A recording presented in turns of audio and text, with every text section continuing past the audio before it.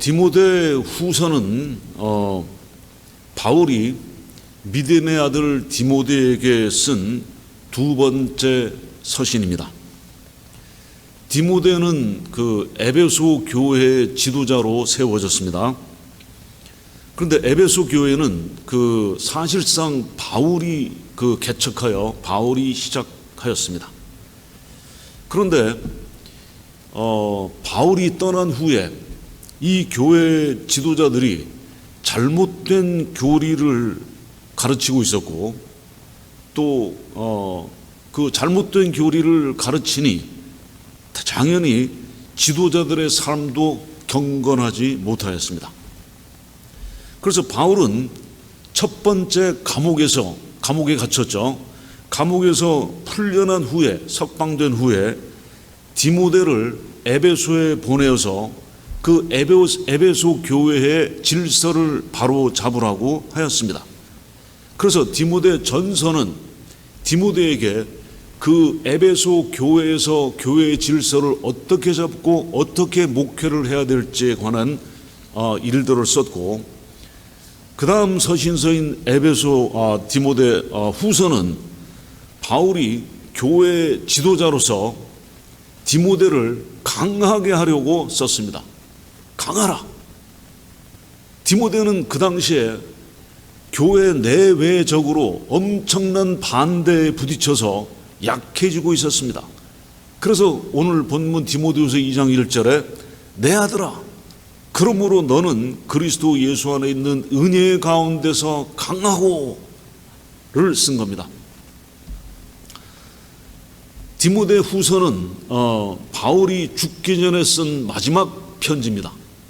바울이 쓴 편지 13편이 신약 성경이죠. 그 중에서 디모데 후서는 바울이 죽기 전에 쓴 마지막 편지입니다. 그래서 바울은 그 바통을 넘겨주려고 하는 디모데가 약해지기를 원치 않았습니다. 그 당시에는 또 교회 내부적으로도 엄청난 문제가 있었지만 외부적으로는 로마 정부의 핍박이 강하게 있을 때였습니다. 이 가운데서 강해지기를 원했습니다. 그런데 디모데는 천성적으로 소심한 청년이었어요. 천성적으로 소심한 젊은 청년이었어요. 그래서 디모데는 에베소에 남겨져 사역을 하는데 그곳에서의 사역은 매우 어려웠습니다. 어려울 수밖에 없죠.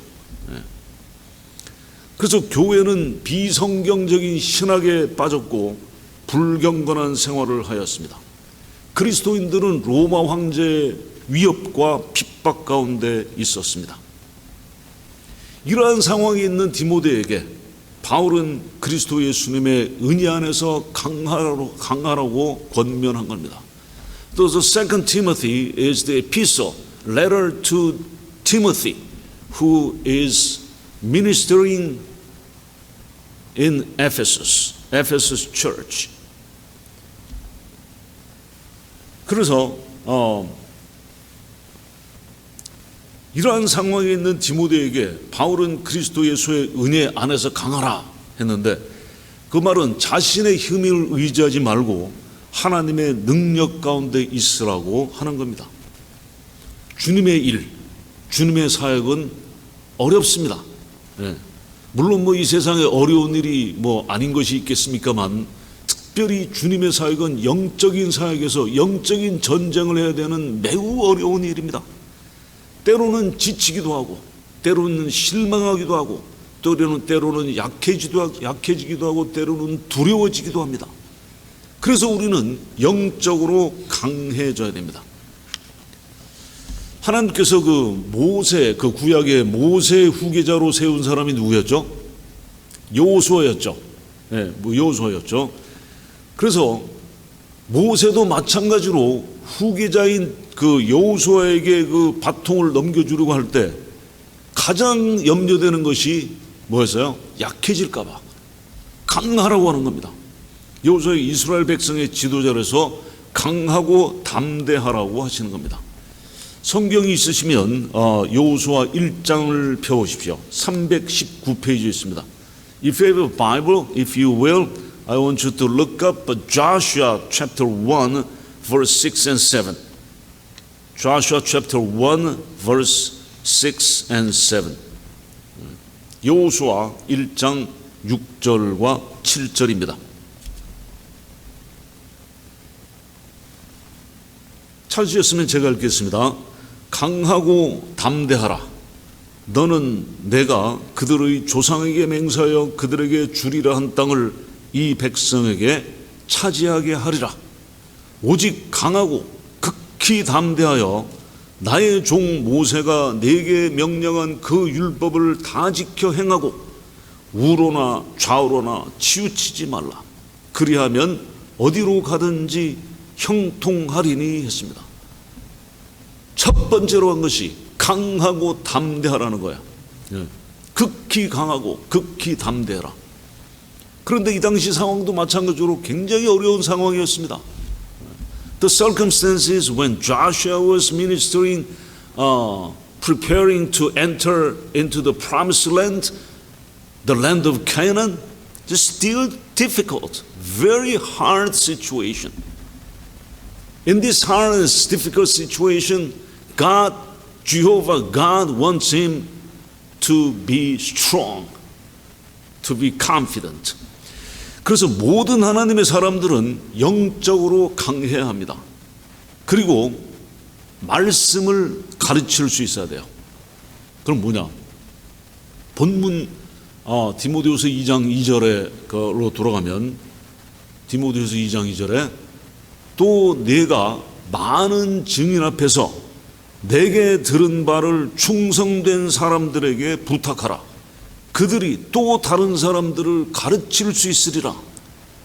이 구절을 잘 유의해서 보셔야 됩니다. 뭐냐면 바울이 가르친 하나님의 진리를 충성된 사람들한테 가르쳐서 맡기면 그 사람들이 또 다른 사람들을 가르칠 수 있다는 거예요. 여기에 여러분들 몇 세대가 나오는지 아십니까? How many generations do we see in this verse? 처음 가르친 사람 누구예요? 바울이죠. 바울. 그럼 바울이 누구한테 가르쳤죠? 디모데죠. 그럼 바울이 첫 세대고 그 다음 세대가 디모데예요. 그런데 바울이 디모데한테 부탁한 건 뭐죠? 디모데야, 충성된 사람들에게 말씀을 가르쳐서 부탁해라. 그러면 충성된 사람들이 또 다른 세대죠. 그 다음 세대는 누구예요? 그 충성된 사람들이 또 다른 사람들을 가르칠 수 있겠다. 네 번째 세대입니다. So the first generation is Paul, and Paul has taught Timothy. Timothy is the second generation, and then the faithful persons, faithful men, third generation. 그럼 the faithful persons can teach also to the other people, other faithful people, fourth generation. 이것은 뭘 말합니까? 말씀이 전파되는 것은 그냥 한 세대에 한 몇천 명, 몇만 명 확 모여서 한 세대 가르치고 한 세대 딱 끝나버리는 그것이 절대로 안 되는 겁니다. 숫자에 상관없어요. 바울이 디모데 한 명에게 헌신해서 디모데 한 명에게 집중적으로 가르친 거예요. 그런데 바울이 만약에 디모데 한 명에게 집중해서 훈련해가지고 나와 같이 전도할 수 있는 사람을 만들지 않고 한 10,000명 모였어요. 많은 숫자죠. 10,000명인데 그 중에 한 명한테도 집중하지 않고 그냥 10,000명이 모여서 예배드리고 10,000명이 흩어져. 또 모였다 또 흩어져요. 뭐 훈련되는 사람이 없어요. 그러고 끝납니다. 그럼 그 다음 세대는 없는 거예요. 네. 성경적인 원리는 바로 한 사람에게 집중해서 그 다음 세대로 넘어가는 것이 성경적인 원리입니다. 예수님께서 몇 명을 훈련시키셨죠? 수십만 명의 군중이 따랐어요. 예, 오병이어의 기적, 죽은 사람 나사로 일으키고 환자, 나병 환자 고치시고 가니까 사람들이 와, 얼마나 많은 무리가 따랐습니까? 예수님 따라다니면은 먹을 거 없고 병든 사람이 낫고 죽은 사람도 일어난다. 벌떼같이. 그럼 예수님께서 그걸로 만족하시고 아, 이렇게 많은 사람들이 나를 따르는구나 하지 않으시고 그 일을 하셨지만 결국은 예수님의 전 생애를 들여서 훈련시킨 사람은 누구예요? 12제자. 12명의 제자 중에서도 특별히 베드로, 요한, 야고보 이 세 명에게 집중하셨어요. 이 세 명을 항상 데리고 다니셨다. 그래서 변화산상으로도 데려가시고. 그 일이 없었으면 세상이 뒤집어질 수가 없어요. 우리는 항상 숫자를 봐요. 몇 명 모이냐? 몇 명 모이냐? 몇 명 남았냐? 그래서 그동안 우리가 줌으로도 주로 줌으로 했죠. 그동안 우리가 계속해서 예배 가운데 말씀을 듣고 또 깨닫고 또 1년 넘게 거의 매주 우리가 성경 공부를 하지 않았습니까? 그것이 훈련입니다. 그러면 이제 배우셨잖아요. 배우신 바를 어떻게 해야 됩니까? 이제 또 다른 사람들을 만나서 가르쳐야 돼요. 그런데 누구한테 가르치려 하냐면 충성된 사람들에게 부탁하라 그랬어요. 충성된 사람이 많을까요? 그렇지 않습니다. 대부분 보면은 충성된 사람은 극소수에 불과해요. 그러면 누구한테 집중해야 되냐면 충성된 사람한테 집중해야 돼요. 그 말은 뭐냐면 하기 싫다고 하는 사람을 쫓아다니면서 가르치는 것이 절대로 아닙니다. 헌신된 사람한테 나도 헌신하는 거예요. 주님께 헌신하지 않았는데 헌신하는 것은 성경적이 아닙니다. 또 될 수도 없어요. 훈련하기 싫다는데 어떻게 될 수 있어요? 될 수가 없는 거예요. 그래서 우리는 항상 충성된 사람, 그 사람들에게 집중을 해야 된다. 그래서 충성된 사람들한테 나의 시간과 모든 열정을 들여서 가르치는 겁니다. 진리의 말씀을 맡길 만한 사람들, 배우는데 헌신하는 사람에게 가르쳐야 돼요. 그래서 이 사람이 또 다른 사람을 가르치도록 훈련을 받는 겁니다. 이것이 예수님의 그 제자들부터 시작되어서 지금까지 계속해서 이어온 체인이에요. 본문에서 훈련받는 그리스도인들, 그럼 과연 충성되고 훈련받는 사람들은 누구냐 했는데, 본문에서 훈련받은 그리스도인들을 군사, 군인, 그 다음에 운동선수, 그 다음에 농부, 이 세 가지 비유를 합니다. 이 왜 세 가지 이 비유가 군인하고 경기하는 사람, 달리기 하는 사람하고 그 다음에 농부로 세 가지로 나왔냐면, 그 당시에 이 군인, 경기하는 사람, 농부가 가장 흔하게 보는 사람들이었어요. 주위에 둘러보면은 가장 흔하게 있는 직업이 바로 이 사람들이었단 말이에요. 그러니까 이거를 비유로 들면은 그 당시의 사람들은 정말 피부에 확 와닿는 거예요. 우리도 마찬가지죠. 3절 4절에 본문 3절 4절에 너는 그리스도 예수님의 좋은 군사로 나와 함께 고난을 받으라. 군사로 복무하는 자는 자기 생활에 얽매이는 자가 하나도 없나니 이는 군사로 모집한 자를 기쁘게 하려 함이라. 우리는 영적인 전쟁을 하고 있는 군사들입니다. 군인.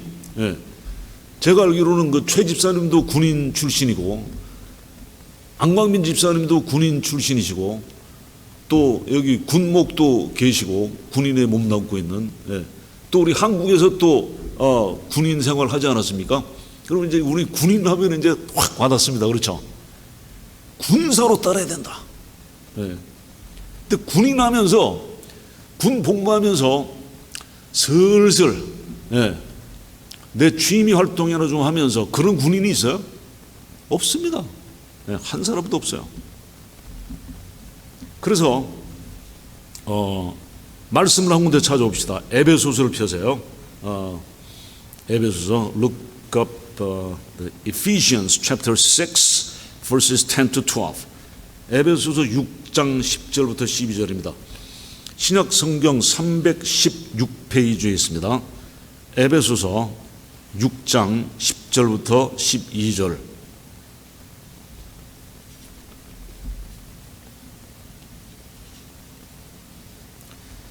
에베소서 6장 10절부터 12절 이제 찾으셨으면 같이 읽읍시다. 끝으로 너희가 주 안에서와 그 힘의 능력으로 강건하여지고 마귀의 간계를 능히 대적하기 위하여 하나님의 전신갑주를 입으라. 우리의 씨름은 혈과 육을 상대하는 것이 아니요 통치자들과 권세들과 이 어둠의 세상 주관자들과 하늘에 있는 악의 영들을 상대함이라. 우리가 전쟁터인데 적이 누구라고요? 악령이 우리의 적입니다. 네. 마귀, 악령, 이것이 우리의 적이에요. 네. 그러면 이 적들과 싸우기 위해서 어떻게 싸워야 되느냐? 네. 우리가 그 헬스 트레이닝을 해야 되느냐? 이거 뭘 비유하는 거예요? 우리의 싸움은 혈과 육, 십자군 전쟁만큼 하듯이 나가는 것이 아니다는 거예요. 그럼 뭐냐? 영적인 전쟁을 하기 때문에 영적인 전쟁을 하려면 거기에 걸맞는 방어 무기가 있어야 되고 공격 무기가 있어야 되는데 그것이 하나님의 전신갑주란 겁니다. 공격용 무기는 단 하나, 하나님의 말씀이에요. 성령의 검. 우리의 지혜로, 우리 목소리가 커서, 우리 이론이 알맞아서 싸우는 것이 아닙니다. 그래서 이 전쟁은 육신의 전쟁이 아니라 영적인 전쟁이다. 자, 그 다음에 또 찾아봅니다. 고린도 후서 10장입니다. 2 Corinthians chapter 10 verses 3 to 5. 고린도 후서 10장 3절부터 5절.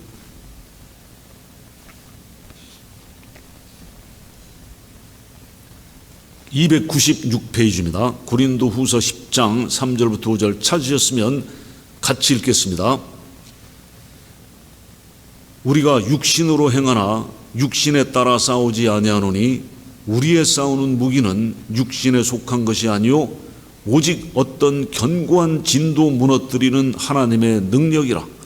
모든 이론을 무너뜨리며 하나님 아는 것을 대적하여 높아진 것을 다 무너뜨리고 모든 생각을 사로잡아 그리스도에게 복종하게 하니. 이것이 우리의 싸움입니다.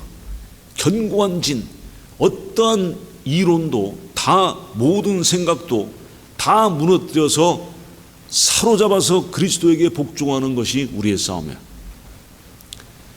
우리는 군사인데 어떤 군사가 되어야 되느냐? 좋은 군사여야 된다. We gotta be a good soldier, not just a soldier, but a good soldier. That's what Jesus wants us to be. 그리스도인들은 구경꾼들이 아닙니다. 네.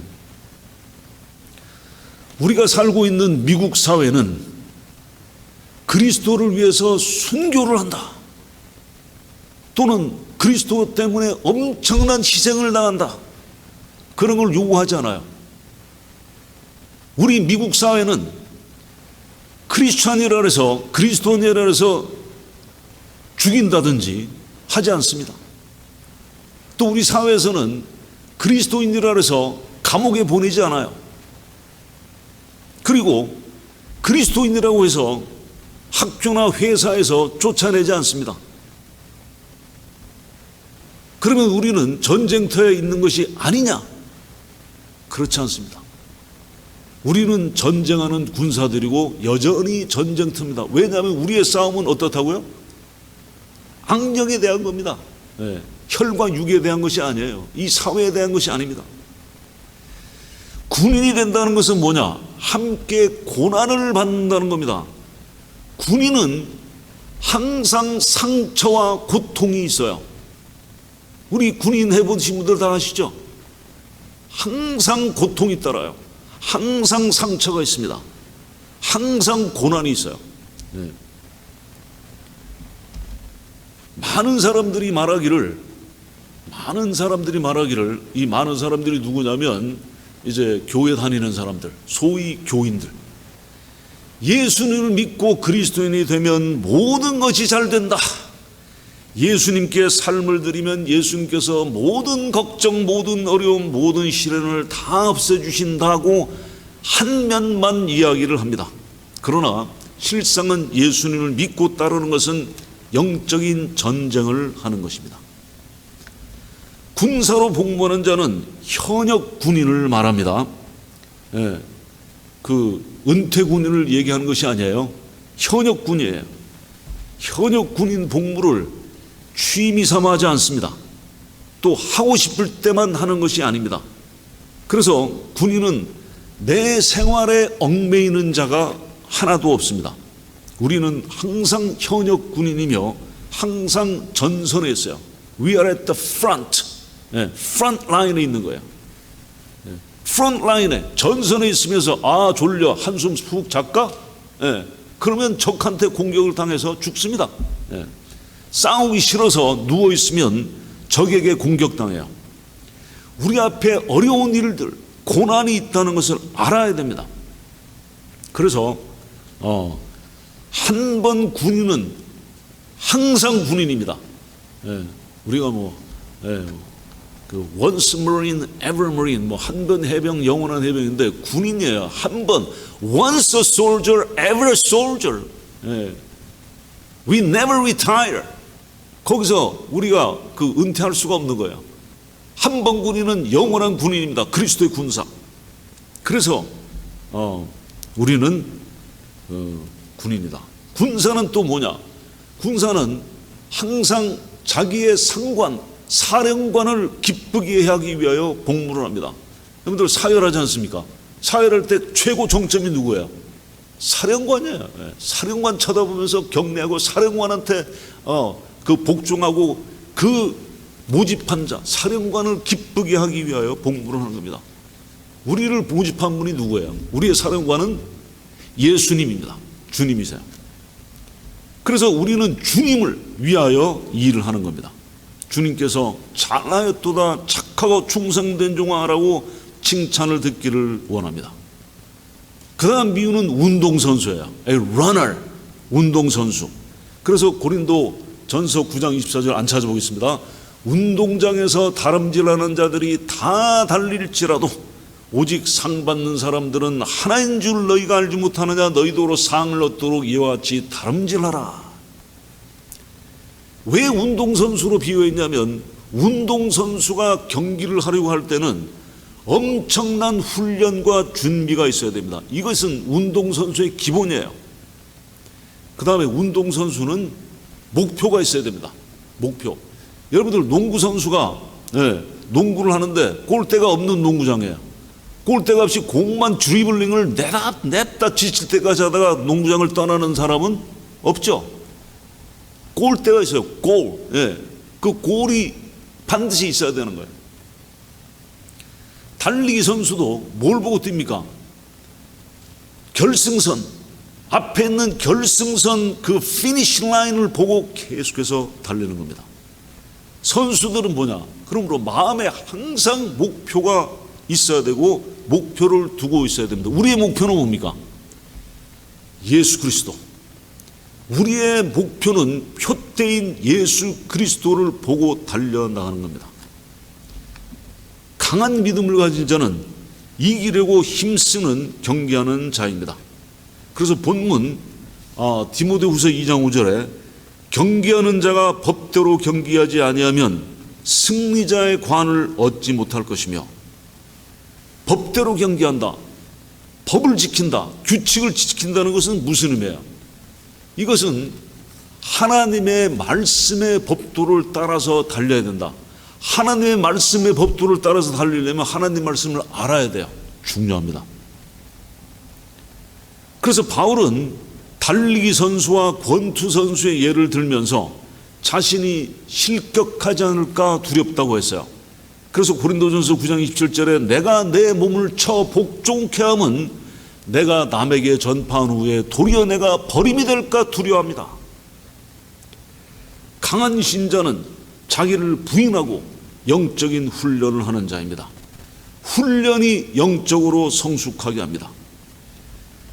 이 훈련은 무슨 훈련을 하냐면 내 자신의 감정과 기분을 다스리고 우선순위를 지키는 겁니다. 내가 기분이 좋고 괜찮으면은 한 번씩 교회에 나가주고 예배 한번 드려주고 헌금 한번 해주고 이것이 아니에요. 그런 지리멸렬한 군인이 아니란 말이죠.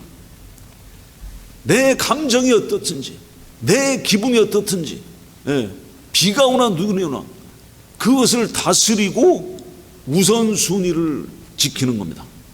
충동적으로 행하지 않고 올바른 선택을 하는 겁니다. 마지막으로 바울은 강한 그리스도인을 농부에 비유합니다. 그래서 디모데후서 2장 6절 본문에 수고하는 농부가 곡식을 먼저 받는 것이 마땅하니라. 농부는 특징이 수고하는 겁니다. 농부는 밭을 갈고 씨를 뿌리고 돌보고 수확합니다. 이것은 무엇을 얘기하냐면 농부가 하는 일이 막 익사이팅한 겁니까? 오늘도 밭으로 가는데 밭으로 가면서 막 신납니까? 아니에요. 어제 한 일, 그저께 한 일, 지난달 한 일, 두 달 전에 한 일, 석 달 전에 한 일을 똑같이 반복하고 또 반복하는 거예요. 따분하고 지겹기 그지없어요. 오늘도 밭으로, 오늘도 똑같은 일, 같은 일을 반복하고 또 반복하는 겁니다. 그런데 농부가 씨를 뿌리고 난 다음에 일주일 있다 딱 갔더니 밭에 열매가 곡식이 확 자라 있어. 그런 겁니까? 그렇지 않아요. 계속 수고하면서 계속해서 밭에 나가지만 열매는 기다리고 또 기다려야 되는 거예요. 이것이 농부입니다. 주님의 사역이 뭐냐? 농부처럼 기다리고 기도하면서 소망하는 일입니다. 사역의 길은 아무도 없이 혼자만 남겨질 때도 있어요. 이것은 성도들의 숫자가 적어서 그런 것이 아닙니다. 성도들 숫자가 많든지 적든지 어떤 때는 완전히 혼자 고립된 느낌이 있어요. 이것이 사역자의 길입니다. 어떤 때는 열매가 소망하는 대로 열리기도 하고 또 그렇지 않을 때도 있습니다. 그래서 농부처럼 열심히 땀 흘려 수고하고 열매를 기다리는 것이 사역입니다. 시편 126편 5절 6절입니다. 제가 읽겠습니다. 눈물을 흘리며 씨를 뿌리는 자는 기쁨으로 거두리로다. 울며 씨를 뿌리러 나가는 자는 반드시 기쁨으로 그 단을 가지고 돌아오리로다. 눈물이 없는 열매가 없다. 아무것도 하지 않고 항구에 앉아서 배가 그냥 들어오겠지. 배가 들어오기를 기다리는 사람들한테는 배가 결코 항구로 들어오지 않습니다. 사역의 길이 이렇습니다. 자신의 삶을 바쳐서 가르치는 자가 되어서 또 다른 가르치는 자를 만들어내야 됩니다. 내 자신이 먼저 예수 그리스도의 제자가 되고 또 다른 사람을 훈련하여 그리스도의 제자로 만드는 것입니다.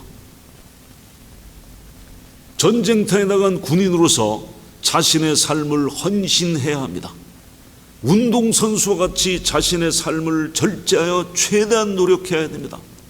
농부와 같이 씨를 뿌리고 수고하여 보살피며 열매를 기다려야 합니다. 이렇게 할 때 우리가 순종하고 따라야 할 것은 하나님께서 세우신 규칙입니다. 성경 말씀의 법에 따라야 합니다. 우리가 즐거워해야 할 것은 승리와 열매입니다. 그래서 결론적으로 본문 디모데후서 2장 7절에 바울이 이렇게 말합니다. 내가 말하는 것을 생각해보라. 주님께서 범사에 모든 일에 내게 총명을 주시리라 했습니다. 내 자신의 삶을 살펴보고 생각해보라. 나는 과연 강한 그리스도인인가? 아니면 주위 환경이 조금 어렵다고 해서 그냥 쓰러지는 약한 그리스도인인가? 나는 성경 말씀의 진리를 전하는 가르치는 자인가? 여러분 그동안 성경 공부를 하셨으면 아직 우리가 6권 중에 한 반도 안 나갔지만 사실은 굉장히 많은 부분을 다뤘어요. 굉장히 많은 부분을 다뤘습니다.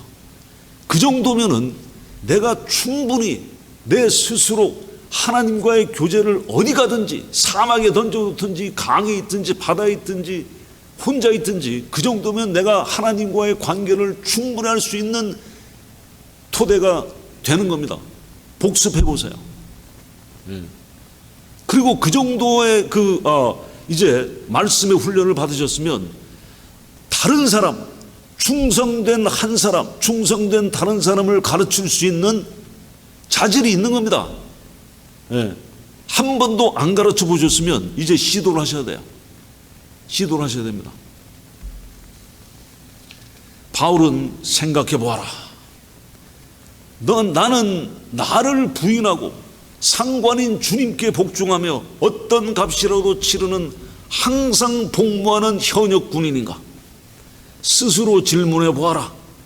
나는 자신이 영적인 경주에서 이기려고 훈련에 훈련을 하는 운동선수인가? 생각해 보아라. 나는 버림을 당하지 않도록 하나님의 말씀의 규칙에 따라 이기려고 달리는 선수인가? 생각해 보아라. 나는 영적인 열매를 거두려고 땀 흘리는 농부와 같은 사람인가? 내가 말하는 것을 생각해 보라. 주께서 범사에 내게 총명을 주시리라. 무슨 말씀이냐? 생각해 보면 주님께서 반드시 답을 주신다는 겁니다. 조용히 앉아서 생각해 보면 주님께서 내가 어디에 있는지 보여주실 것입니다. 그래서 마지막으로 히브리서 6장 10절에 이렇게 말씀합니다. 하나님은 불의하지 아니하사 너희 행위와 그의 이름을 위하여 나타낸 사랑으로 이미 성도를 섬긴 것과 이제도 섬기고 있는 것을 잊어버리지 아니하시느니라. 하나님께서 섬김, 성도들을 섬김, 서로 가르치면서 섬김, 서로 사랑하면서 섬김을 결코 잊어버리지 아니하시고 보상해 주시겠다고 약속하십니다. 기도하겠습니다. 사랑의 아버지 하나님, 저희를 구원하시고 저희를 인도하시는 것을 감사드립니다. 하나님께서 저희 한 사람 한 사람을 이른 양 한 마리, 귀한 이른 양 한 마리로 여기시고 저희를 불러주시고 저희를 인도해 주심을 감사드립니다. 또 하나님께서 저희가 예수 그리스도의 좋은 군사로 따르기를 원하시며 또 온 힘을 다해 훈련하고 달리는 달리기 선수와 같이 따르기를 원하시며 또 수고하고 인내하는 농부와 같이 제자로 따르기를 원하십니다. 하나님 아버지, 저희가 좋은 군사가, 좋은 농부가 되고 훌륭한 달리기 선수와 같이 끝까지 주님을 따르게 도와주시옵소서. 우리 주 예수 그리스도의 이름으로 기도하옵나이다. 아멘.